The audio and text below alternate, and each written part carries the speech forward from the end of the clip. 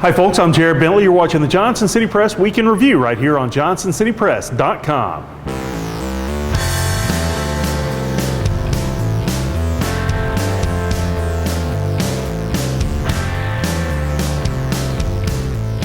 For the second time this year, Elizabethton police shot and killed a man after he assaulted them, according to a news release issued by Elizabethton Police Department and the Tennessee Bureau of Investigation. The shooting took place early Saturday morning when two officers were sent to a house in the 600 block of Hattie Avenue regarding an unauthorized visitor being in the home who was in violation of an order of protection. When 31-year-old A.B. Carr ignored orders to leave, the officers entered the home and approached Carr, and then an altercation began.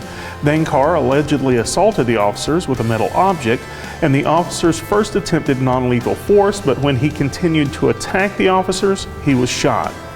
One of the officers suffered minor injuries and was treated and released from a local hospital. The other officer was treated for minor injuries at the scene. Carr was pronounced dead at the scene. On September 16th, two officers shot and killed Jeffrey Michael Gibble on Academy Street, not far from where this shooting happened, after he fired shots at them.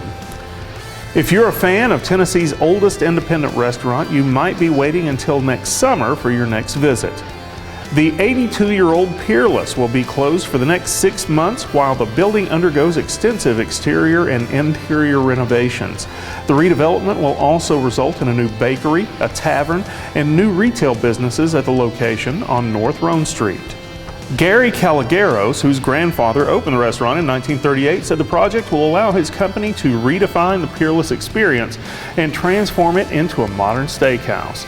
The renovations and additions will also bring the opening of Tavern Room 38, which will feature small plate and foodie shareables. The tavern will offer regional craft beers and distilled spirits.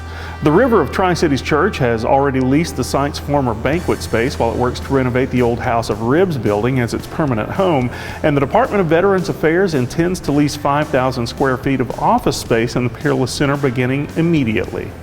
The flu season has reached epidemic levels in the Tri-Cities region, according to Ballad Health CEO Alan Levine.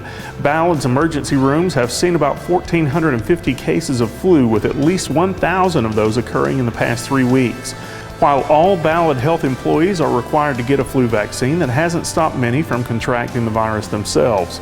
While all other urgent care facilities were open on Wednesday, Ballad's Gray Clinic was shut down because all the staff had gotten the flu. The clinic was able to reopen on Thursday. Ballad officials are concerned that a return to classes from winter break could cause another spike in flu-like illnesses, putting even more pressure on schools and healthcare facilities.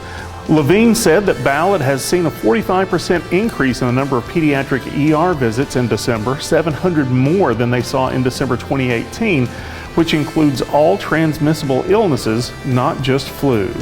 So do what you can to stay healthy, folks. If you haven't gotten a flu shot, please do. It's the most effective way to ward off the possibility of contracting the virus. And here's hoping that you do stay healthy and you have a wonderful weekend. For the Johnson City Press and JohnsonCityPress.com, I'm Jared Bentley. Thanks for watching.